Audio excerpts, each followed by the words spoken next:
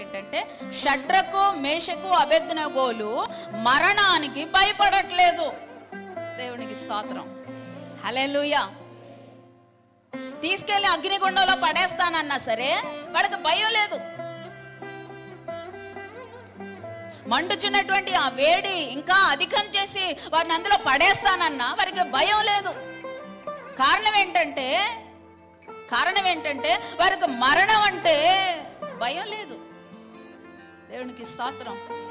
హల్లెలూయా, హల్లెలూయా. ఈ రోజుకి ఈ శ్రమ దినాలకి యాప్ట్ అయ్యేటువంటి మెసేజ్ అండి ఇది.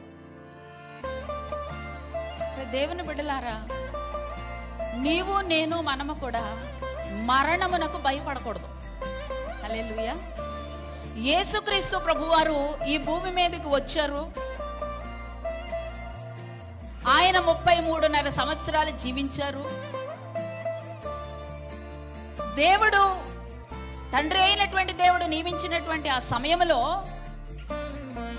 యూదుల చేతను, అధికారుల చేతను, మత పెద్దల చేతను ఆయన పట్టబడి, హింసించబడి, శ్రమల పాలై ఆయన శిలువ మీద వ్రేలాడి ఆయన తుది శ్వాసను విడిచారు, చనిపోయారు.